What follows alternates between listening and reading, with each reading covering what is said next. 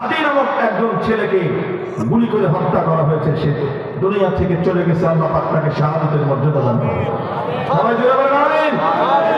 আমি শুনে এতটুকু বলতে চাই, হ্যাঁ যুব সমাজ, আমার মধ্যম বয়সী ভাইরা, মা বোনেরা মনে রাখতে হবে, এই বাংলাদেশের 1 ইঞ্চি মাটিও আল্লাহর কাছে পবিত্র, মানুষের কাছে পবিত্র।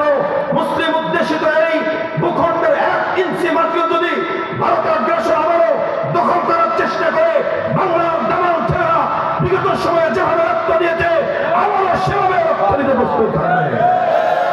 সুতরাং 1 হাদিকে হত্যা করলেও হাজারো লাখো হাদি প্রত্যেকটা ঘরে ঘরে জন্ম নেবে ইনশাআল্লাহ। তোমাদের বুকে যেন সে হাদিকে ভুলে গেলে চলবে না। হাদির স্পৃহা আর হাদির মনোবল যেভাবে ছিল, ওরকম যেন প্রত্যেকটা যুবকের অন্তরে ঢুকে। পারবে তো ইনশাআল্লাহ? ইনশাআল্লাহ পারবে তো ইনশাআল্লাহ? ইনশাআল্লাহ পারতেই হবে, না পারলে উপায় নেই।